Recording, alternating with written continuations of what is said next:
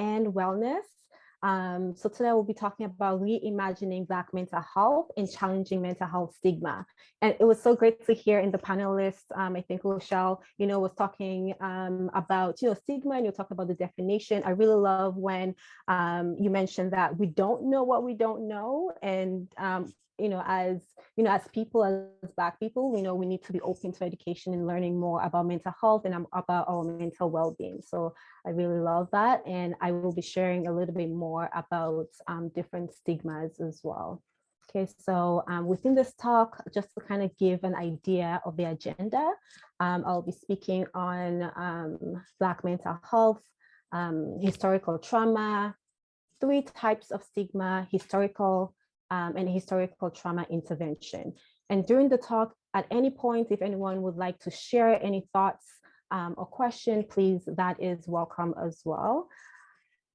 Thank you. Okay. So I'm just going to, I think I did that by accident. Okay, so there's a few things. Okay, so let's just go.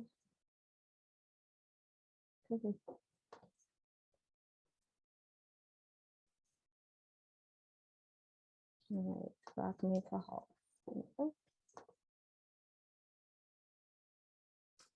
Thank you. And to begin, I would just like to talk about Black mental health. What does that mean? And what does it mean by when we say Black mental health, right? And why is it different from other racial and ethnic groups? Right, so Black mental health is the individual, I like to say it's an individual and collective experiences that influences the wellness of a community. And we talk about Black mental health. And when we talk about Black mental health, I think also that it is so important for us to talk about trauma, right? As trauma is one of the biggest influence of Black mental health. Right? We're talking about historical trauma, we're talking about slavery, we're talking about generational trauma, racial trauma, and even up to today trauma, right? So we're talking about even the pandemic that's happening, we're talking about the uprising, right, that's happening, racism and all of these things, right? So even as Black people, the moments, for example, right, because of all these traumas and all of these experiences that we've gone through, oftentimes the moment like we live, I love this statement. I actually got it from Jennifer Mullen. She is a psychotherapist in the States, and she shared that the moment we step out of our home, so the moment we step out of our house, our nervous system is activated, right, because of all the trauma that we've experienced as Black people, right? And then even another example is when we see when we constantly are exposed or see, people that look like us being killed by police, or someone with mental health challenges getting killed by the police, right? How does that impact our mental well-being? How does that impact our mental health, right? How does it impact the way we see ourselves and the way we see, the way we navigate the world as well, right? And how the world interacts with us as well, right? Trauma can also be it can also be unique to the individual experiences as well, to individual experiences as well, right? So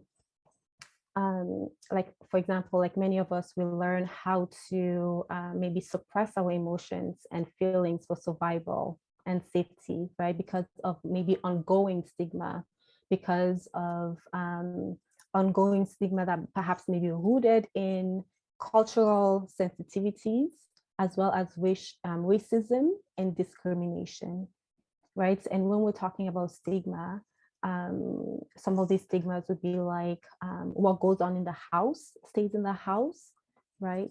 I don't talk about my feelings and emotions to other people, right? That's, for some people, for some folks within the Black community would say that I don't talk about my feelings and emotions to other people because that is for white folks, right? Also, there's also the stigma about, Black women don't need rest, right? And how we're very strong and we're very resilient, right? So these are some of the stigmas that I often hear, right? If anyone has any other stigma that's coming up to mind, please also, you can definitely put that in the chat if you can. And then maybe we can explore that a little bit more as well. Okay. And as we continue, or as we continue this conversation, I would like, I'm not sure if I'm able to see the chat to see perhaps if anyone else has any other stigma that they would like to, let me see, maybe any other stigma that they would like to add to the list that I've, started as well. I'm not sure if there's any other. Yeah, I don't see any. I think I was gonna write, maybe this, everything connects. So I was having a chat with someone today, and they talked about how church and Christianity and faith and being used to, restrict certain people or say that they don't have mental health because we should be praying more, that kind of stigma or belief systems. I think that's really important. Something I've definitely encountered today. I know Tasha's got some too. Yeah, I could think of so many, because I feel like West Indian culture is, well, because of just slavery in itself, there's just so much trauma, and it carries generation to generation. So when I think of like healing, a lot of that healing can't happen because there's no discussion. So an example was like, don't tell people about your problems because you don't want them to chat you, right? So it's just like, I can't rely on someone. I can't have a friendship with someone, because of that. Another is, oh, they're just acting crazy. So it's not a mental health issue. It's more something like temporary, right? They love to say you're crazy, or, oh, you're just going through a phase, or, you're just acting wild, or something like that. Again, never addressing the issue. I can think of so many. I don't know. There's just so much stigma within our community. And I know, like, we're not a monolith. So I know different people from different places are going to experience something different. But I know, like, directly, that's a lot of the conversations we have when it comes to mental health. And similar to what Nicole says, you go to church to pray it away. Right. It's a demon, right? It goes back to an association with something that's spiritual, where the spiritual and the therapeutic side, they never meet. It's like science against religion or something. Yeah. Oh, thank you so much for those wonderful suggestions. And I think especially spirituality piece, and it's like, we can still have both, or we can still believe in God and have that spiritual piece, right? And trusting God, as well as, taking care of our mental health and our mental well-being. I said it's so important for us to be able to connect with, because again, a lot of folks really connect to spirituality and faith as a way to cope, right? So we can still have that and still understand that as much as we take care of our physical health, our mental health and well-being need to be careful as well, right? And also even the stigma as, mental health is crazy, or what stays in the home, or what happens in the home stays in the home. We don't talk about mental health.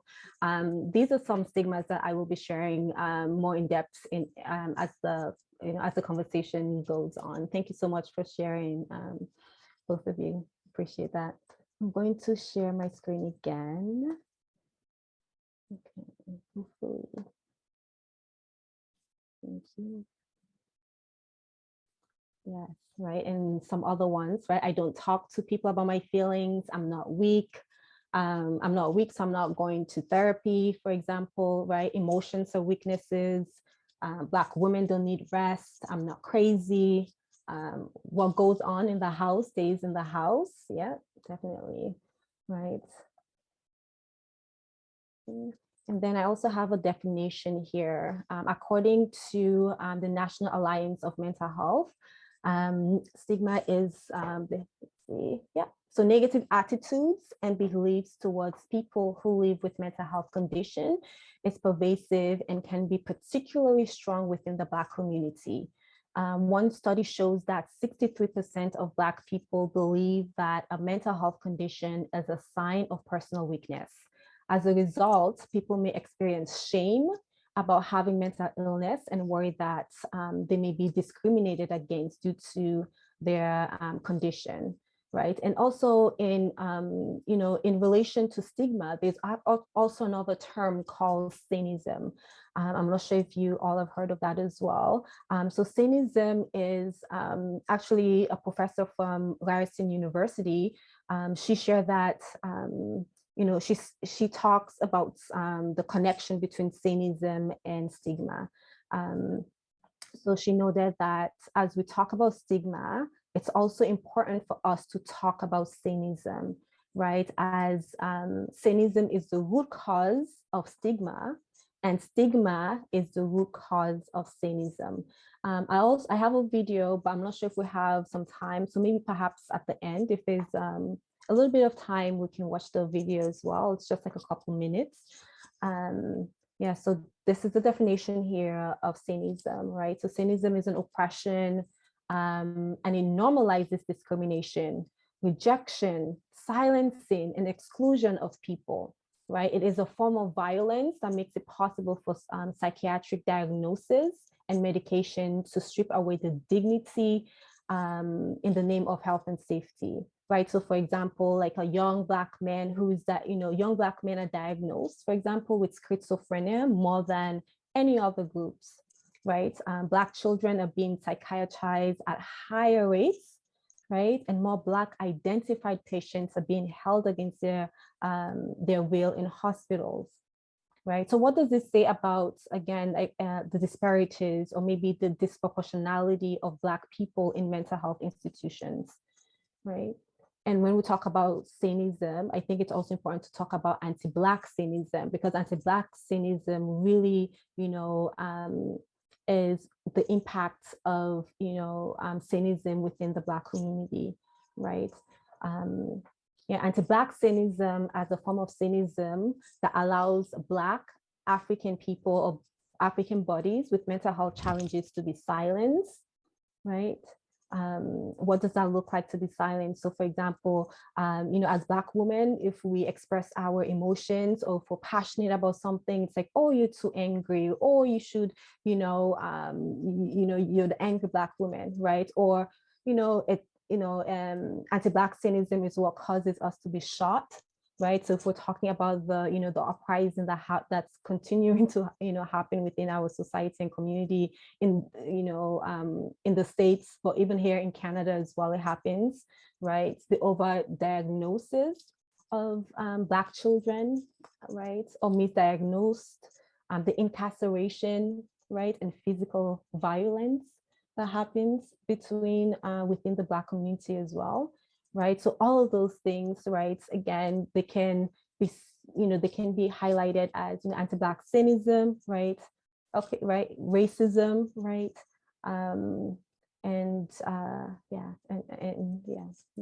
Right. So if we're talking about historically as well, how has this impacted us? How has anti-Black cynicism impacted us? How has racism impacted the Black community? Right, we can say in psychiatry, right? So we're talking about diagnosis and misdiagnosing or overdiagnosing of Black people. And during slavery, African or Black African slaves, they were diagnosed with an illness called dryptomania, right? And dryptomania was an illness that was diagnosed to Black African slaves that tried to flee their slave owners. So if they're trying to run away from their slave owners, they were diagnosed with dryptomania. And as a way of treating dryptomania, Black slaves were treated with submission. So that was the treatment, right? To treat them like children, right? Treat them with a lot of the word that's used is submission. Treated them like children with care and kindness, so that if they're treated that way, they will be cured and they will not run away, right? So we can see how slavery, colonialization, psychiatry has played in the history and growth of anti-Black cynicism, and also mental health stigma, right? So which is then creating fear for Black people, Black folks to ask for help, right? Because we're afraid of looking crazy, right? Where is that coming from? It's rooted from somewhere, right? And it's coming from, again, historically, slavery, colonialism, right? And all, those trauma still lives through us. And how does that trauma continue to perpetrate between people and people in generation and generation, right? Right, so it's, Black folks are afraid to ask for help, again, because we're afraid of being called crazy or being whipped, in historical times, in slavery time, being whipped as a therapeutic intervention, or being treated as though they were children, right? As though, so with that being said, I would like us to maybe talk about or address the first stigma, which is, let me see here. Therapy is not for Black people, right?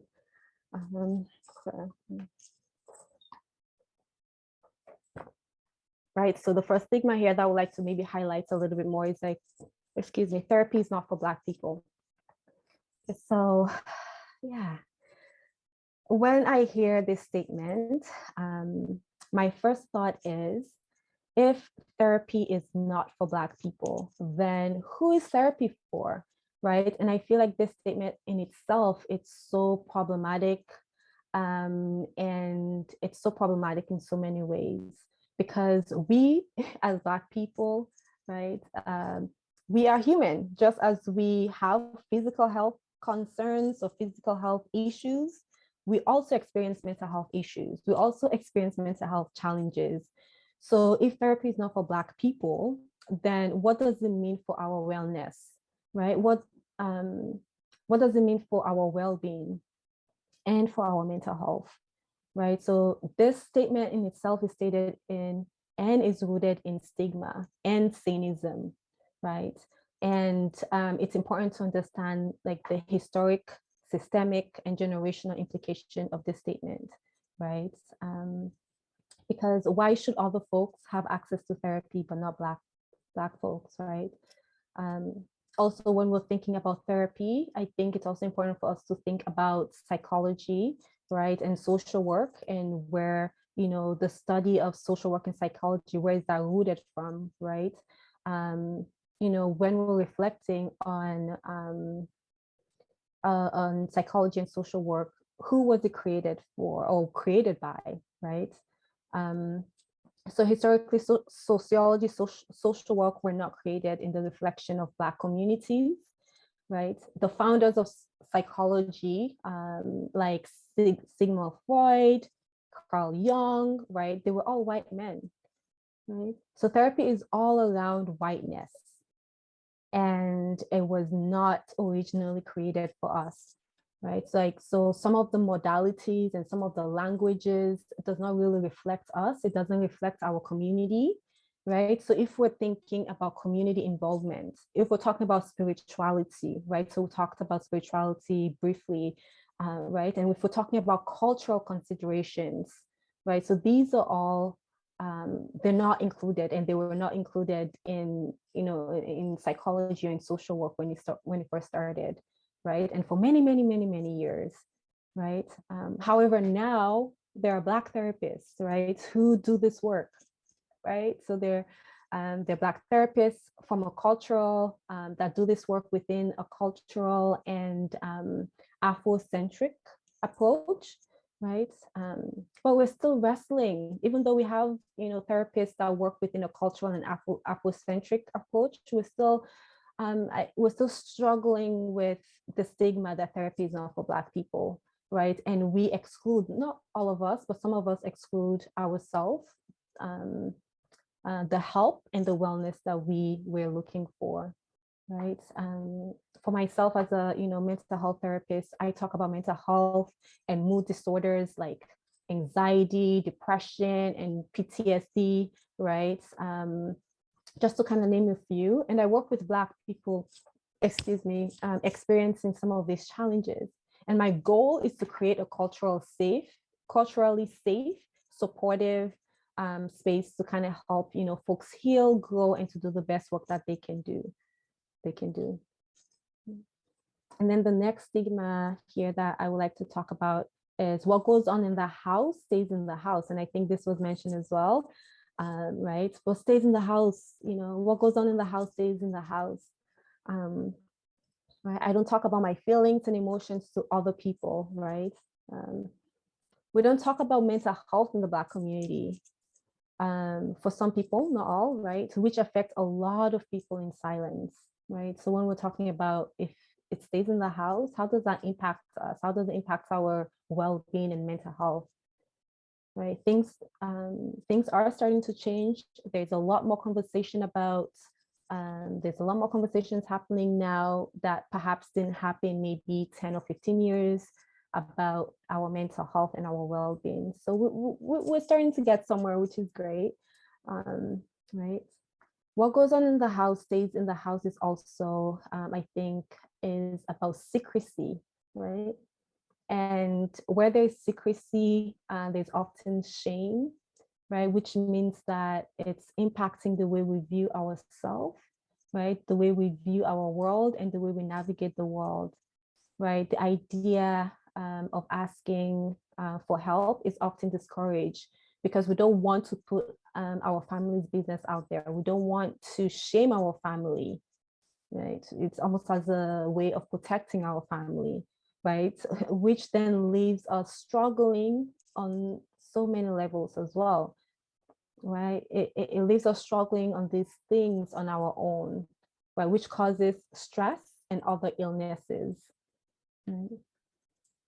It is quite layered because we live in fear of not being valued and validated, especially if in the past, like we were made to feel poorly about expressing our feelings, right? So like if we weren't, our feelings and emotions weren't validated and we were told to, we're treated terribly because we shared our feelings, or if we were ignored, or let's say we were rejected for sharing our emotion, right? It then becomes a safety mechanism for us not to share, because if we share, we feel like we're going to get shamed, we're going to get rejected, or we're going to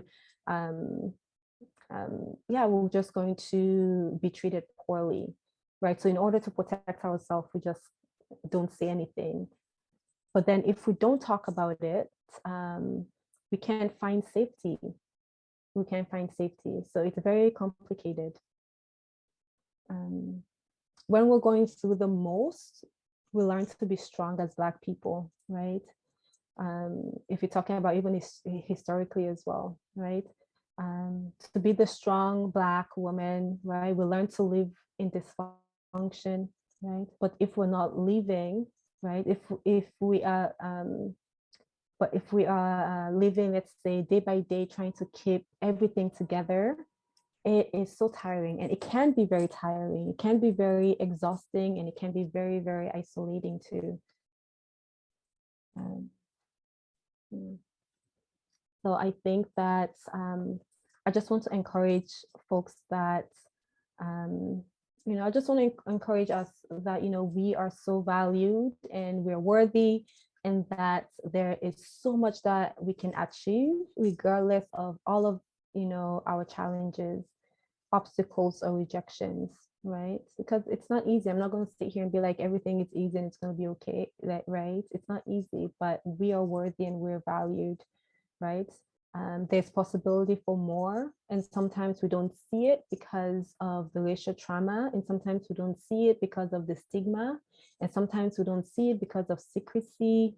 Sometimes we don't see it because of Sinism or generational trauma, because of rejection, or because, we've been called things like crazy, or expressing and sharing our mental, for just sharing or expressing our mental health, right? It's important that we move through these experiences and ask for help when we need it, right?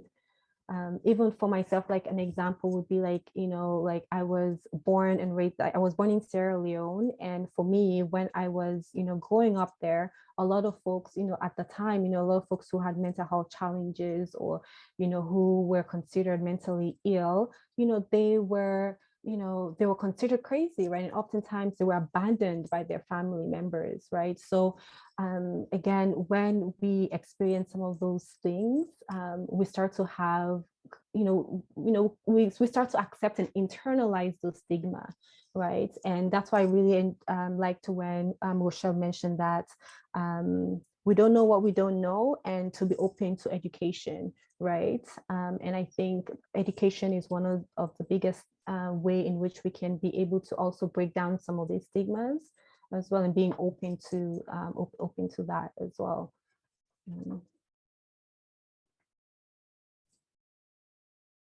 And the third stigma here is the stereotype of the strong Black woman, right? So emotions or weaknesses, right? Showing emotion is a weakness, or asking for help is a weakness, especially as Black women, right? We have prided ourselves as strong and resilient. Although there's nothing essentially really wrong with being strong and resilient, I think that however, if we continue to hold ourselves to a high standard of being resilient and strong all the time, it can be very straining. It can be really tiring, exhausting, and also can be really isolating as well, right? Because we can be strong all the time. It's okay for us to rest. It's okay for us to, take time for ourselves. It's okay for us to set boundaries. It's okay for us to say no, right? And what we're really doing oftentimes too is that we're really trying to perhaps try to survive sometimes, right? When we're trying to be that strong Black woman. Because when we think about trauma, or when we think about racial trauma, intergenerational trauma, right, it places us in a survival mode, right? Because it's not safe for us, right? It's not safe for us. So we have to be strong, right? So even when we're looking through even slavery time, colonialization time, right? It's like we need to be strong to survive, right? Because it was a safety mechanism for us at those times. So as a form of survival, we don't ask for help because asking for help is seen as a weakness.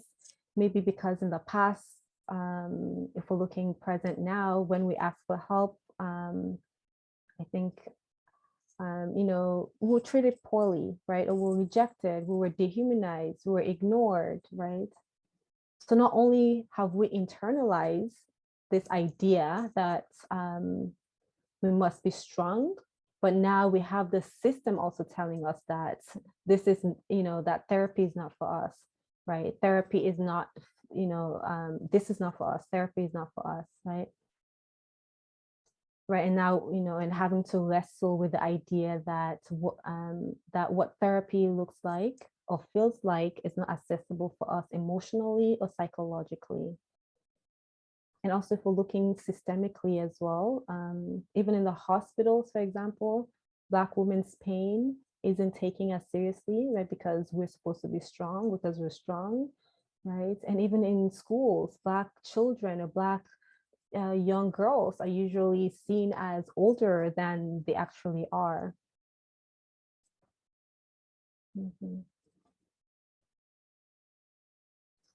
Yeah, and also I think a way of also, or even another example that I'm thinking of too in terms of being strong and how it's okay for us to say no is like, for example, if someone asks us, oh, how are you doing, right? Instead of really sharing how truly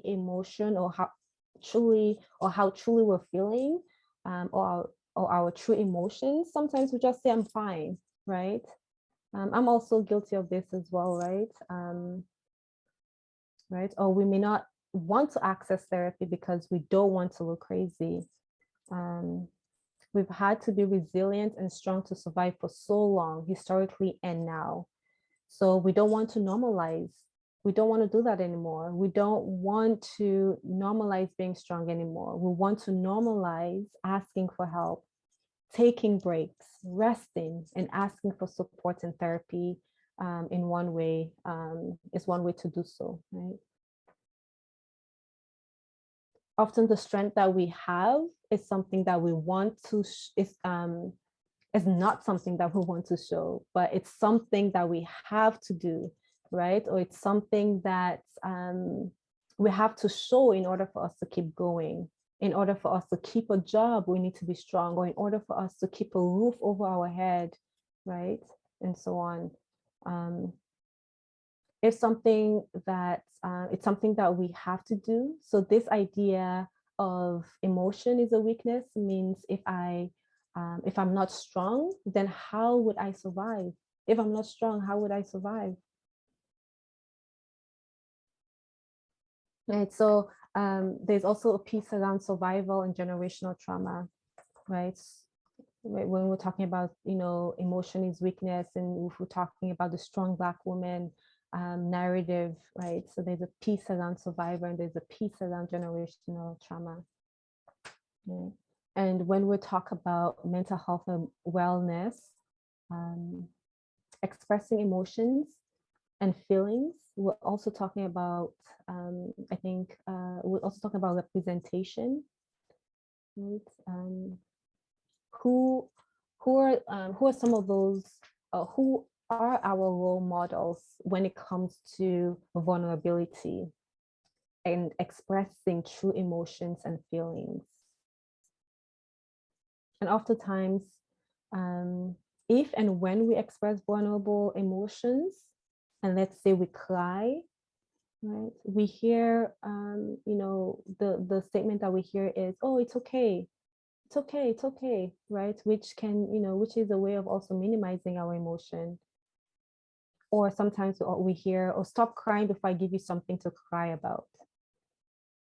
Mm-hmm. So there's a fear of expressing things, right? So we're only allowed to express a certain emotion in public and the other emotion in private or at home. And when we don't have that power, or when we don't have that agency over our own emotion, it really affects our health, right? It also affects our physical health, right? So when we're talking about representation, if we're not seeing us represented or our emotions represented, then we'll continue on to this generational cycle or toxic cycle of repressing our emotions, right? If the generation before us are not expressing their emotions, right? So for example, so I don't know how to express my emotions, right? Then the younger generation looking at me to understand how to express and feel their emotions, right? So they're looking at me to understand how to express and feel the emotions. And it's a generational cycle, which then continues, right? Because we don't see ourselves being represented within our family, within our community, if that's the case, right? So how are we supposed to understand and know that it's okay for us to share our emotions? It's okay to cry. It's okay to express your emotions. So the fact that we're making space right now for this conversation today, I think that we're normalizing it, and we're creating room for representation for other Black women, other Black people, right? To talk about their emotions, to talk about mental health, and to talk about the stigma around mental health and mental well-being.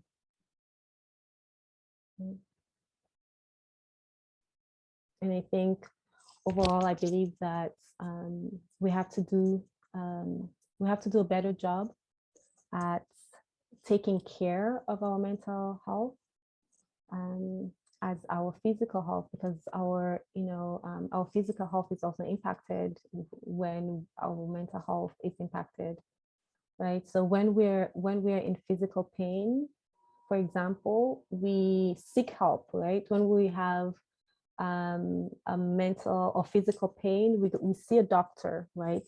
So So when we're in emotional or mental health pain, we should also go see a doctor. We should also see a therapist. It's so important for us to get help for that as well.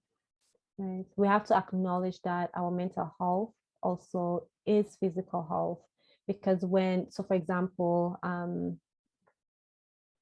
well, before I give the example, right,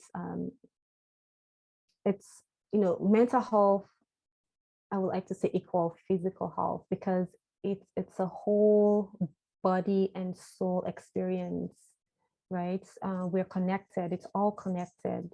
So when one part is off, all part of us are off, right? So for example, if someone is having, let's say, symptoms of anxiety, they may start to experience physical symptoms like maybe stomach ache, or their heart might be racing, or they might be sweating, right? So mental health stigma, right? So that's the correlation and the connection between mental health and physical health, right? Because there's always that physiological symptoms that comes along with it as well. It's a mind-body connection. Right. So it's a mental health stigma, right? So mental health stigma is what's maybe keeping us, or some of us, from seeking support. Right? Yeah. For many of us, mental health stigma is what's keeping us from seeking support, I would say. And I want us all to be mindful of our words and the things that we say that may continue the stigma, right? So words like "that's crazy," right? Or "the weather is bipolar," right? Because I can just imagine someone who, I can just imagine what that would feel like for someone who actually is diagnosed with bipolar disorder hearing that, right? What would that feel like for them hearing, that statement? Right, so creating an environment that makes it safe for others to speak about their emotions and mental health status, I think is so important, right? And as a way of also modeling that representation, and also continuing to, how can we change the narrative, right? How can we unlearn some of these stigmatization, and learn new ways of thinking, learn new ways of speaking, learning new ways of being, right? And taking care of our mental health and taking care of our mental well-being. Also, I would like to encourage us to also be in tune with ourselves and how we're feeling, right? And also ask ourselves, how am I feeling today? How am I truly feeling, right? And if you notice, let's say you notice how you're feeling, and let's say, for example, if you notice that you're crying a lot, or if you notice that you're feeling sad often, whatever difficult feelings that you may be experiencing, usually I suggest, to my clients, to really notice the feeling, right? Name the feeling, right? What am I feeling right now? Is this sadness? Is this exhaustion? Is this frustration? Is this anger? What is it I'm feeling? Acknowledge the feeling, right? And be gentle with yourself, right? Show yourself a lot of compassion, a lot of love, right? If we need to give ourselves a hug, give ourselves a hug. If we need to, whatever we need in that moment to take care of ourselves, I really, advise us to, to do that. I invite us to take care of ourselves as much as, as much as we can, right? And also allowing ourselves to admit that it's okay to not be okay. And it's okay to ask for help. Right.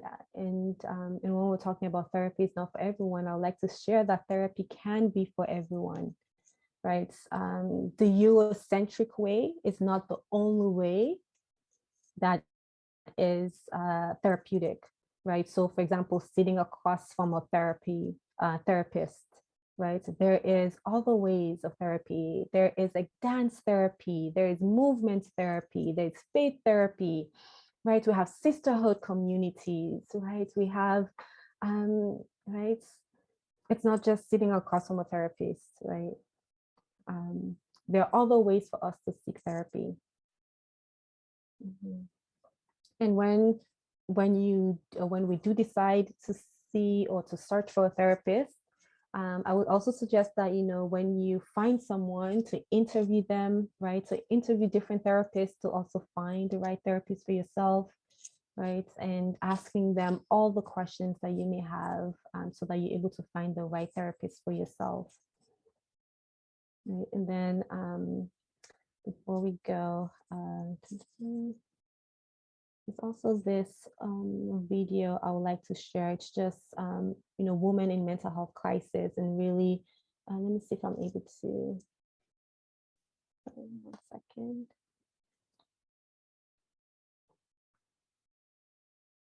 Right, so it's called "Why We Can't Wait: Policing Women in Mental Health Crisis." Right, so how can we honor ourselves? How can we honor those that have passed, who have challenges, who had challenges with mental health, right? How can we continue to honor them and honor, as we honor ourselves, right? Let's see if I can get it. Sorry, just give me 1 second. I keep going to the wrong. Right.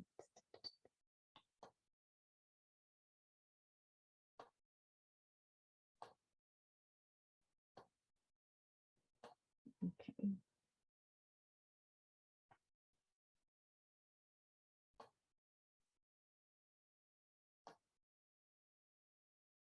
Right, and even before, and how, as we continue to honor, Black mental health, like how can we also honor, those, I know this video is more so kind of focused within the States, but also even here in Canada as well, there's so many innocent lives that have been gone through mental health crisis, through the police brutality, right?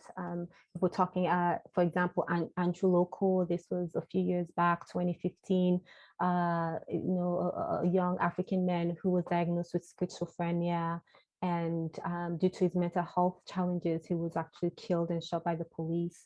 And then another recent one was Regis, right? That, as well, there's a lot of death that's been happening within our community. So I just want to kind of show this video as a way of, how can we honor those that have passed, and how can we continue to also, as we continue to live, how can we honor ourselves as well?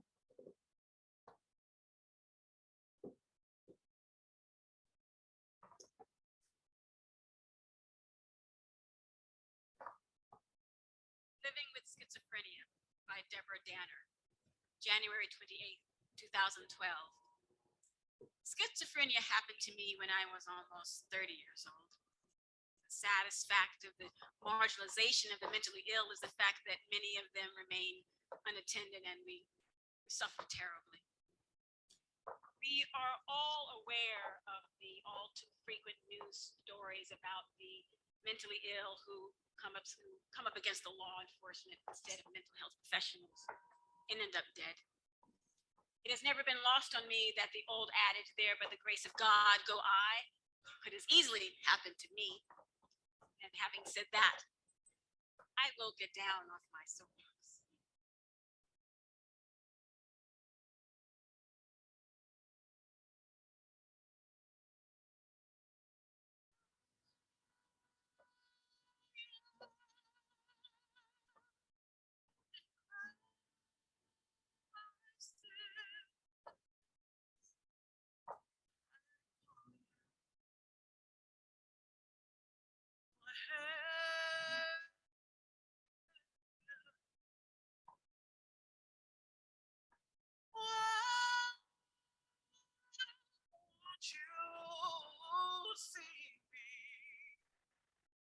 Dorothy?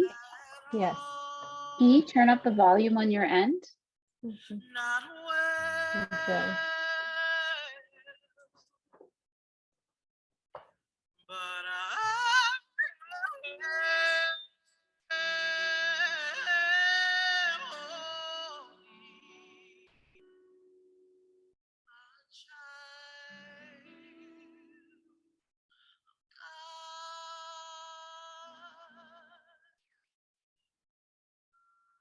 You kiss me with your bullets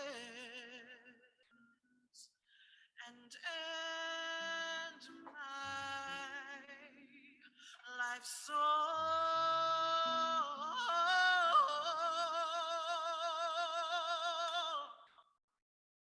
why we can't wait, why we can't wait. Our lives hang in the balance. All humanity is at stake. Why we can't wait. Why we can't wait.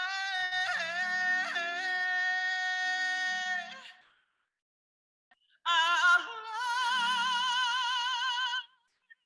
hanging in the balance. That's why we can't wait.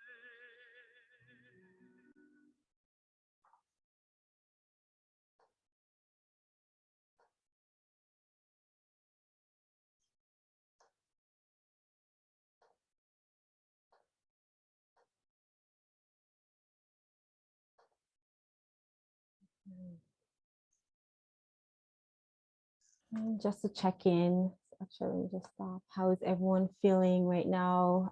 If there's any comments, sorry if I've missed any comments. Okay.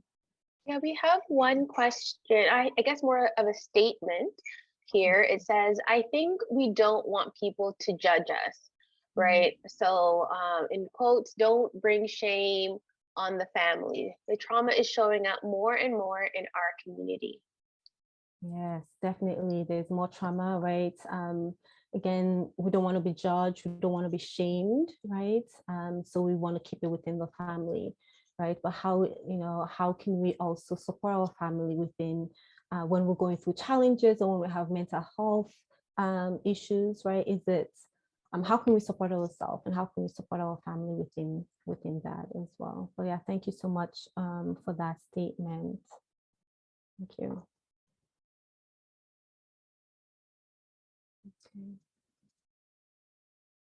Okay, so I think I'm almost there. I just have a couple more slides left.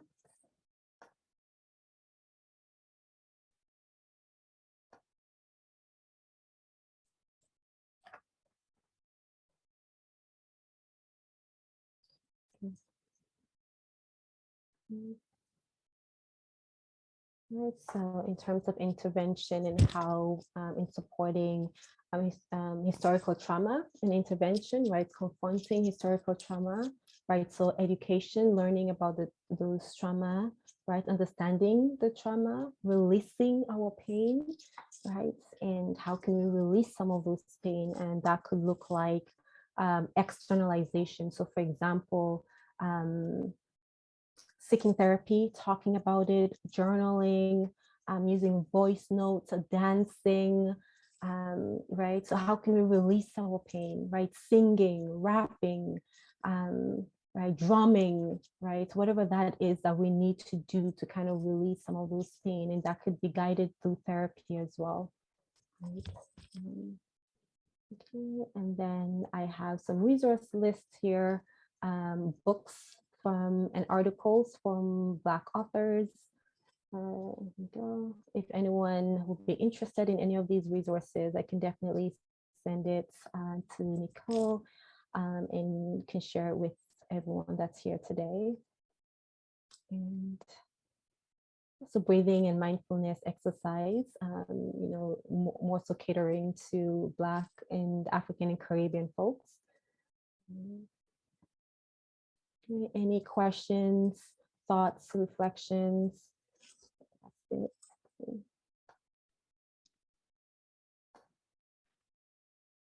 Thank you so much, Dorothy. That was really powerful. I just, and maybe this is something that I guess we need to talk about too, is, I've been reading a lot, Resma Manikin. I feel like we should put him in the chat. He's amazing. But he talks about, the impact of intergenerational trauma. And when you were sharing initially about, how our community was treated initially when we had mental health difficulties, right? We often kind of say amongst ourselves, like, how did our ancestors go through enslavement? This is what I would have done. This is what I would have done. Like, you don't want to know what I would have done. It wouldn't have been pretty. But we all have these, like, trying to figure out or trying to understand.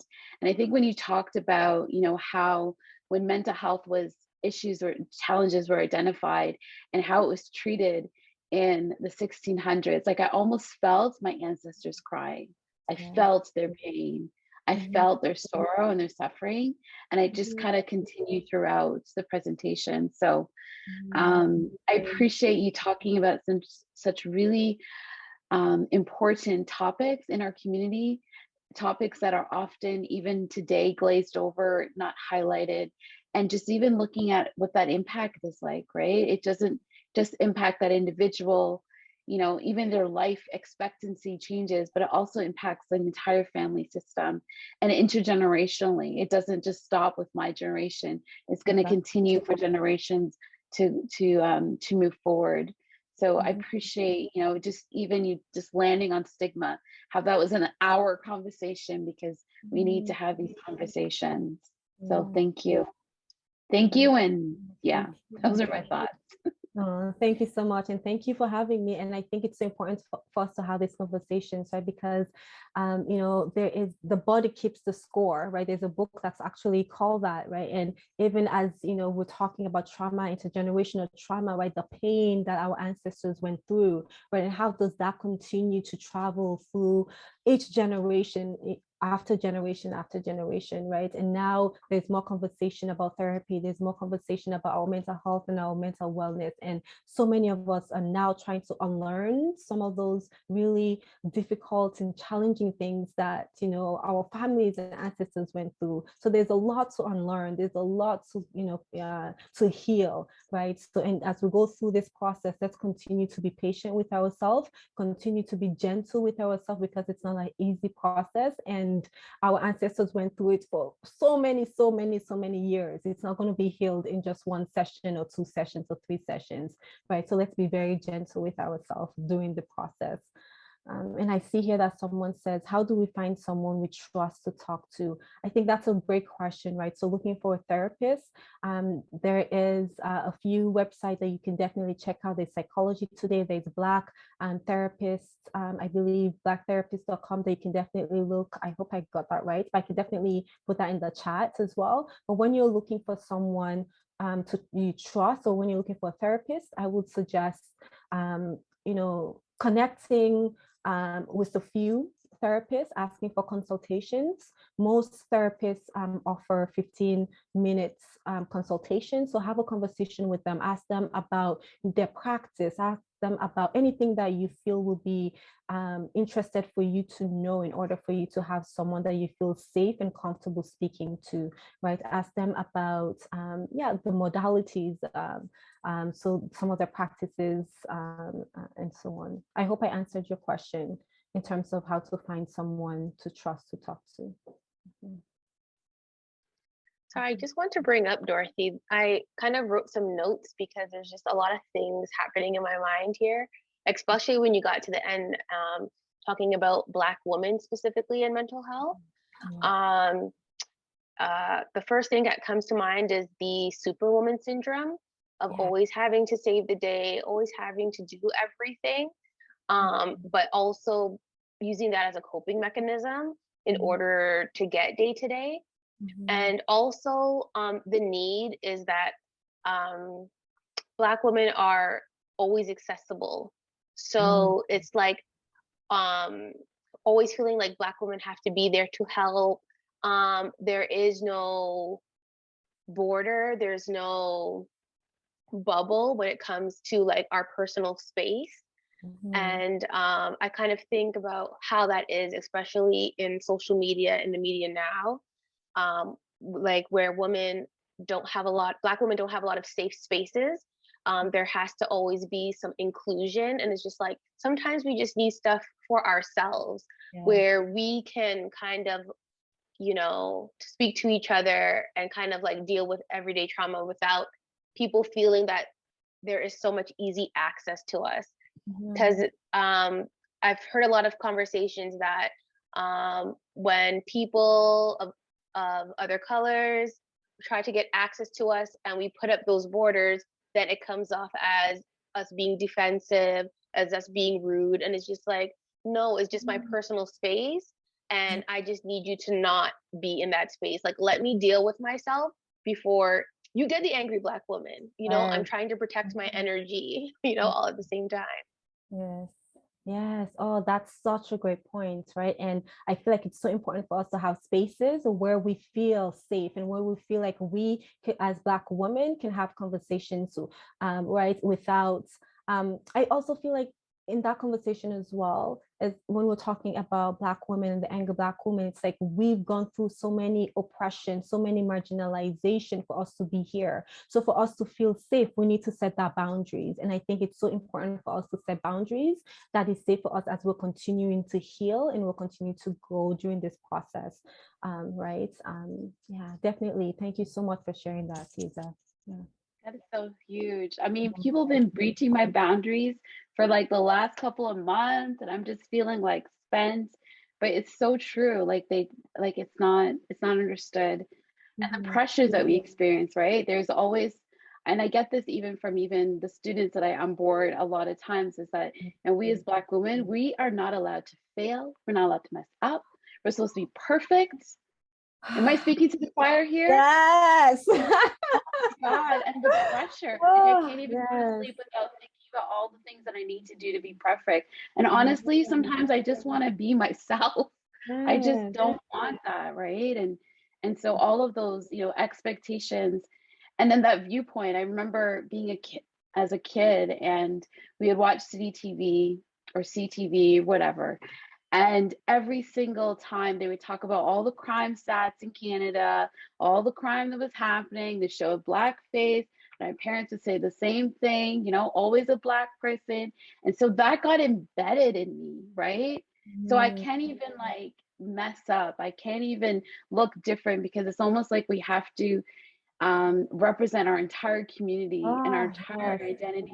And we can't even talk about the reasons why our community struggles or has difficulties. And it's probably not even the stat anyways. Like, crime isn't experienced that way, but that was embedded so much in our culture and our identity and who we are as individuals. So yeah.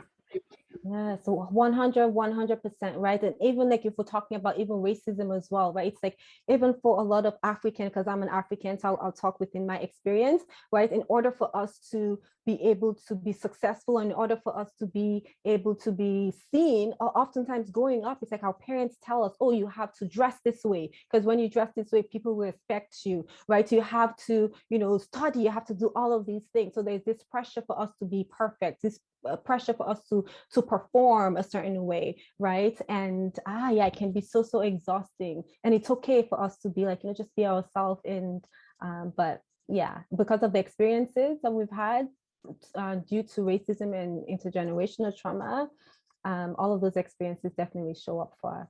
Yeah. Absolutely. Thank you so much for talking about it tonight. Yeah, thank you. Thank you so much for having me. It's such a pleasure being here. And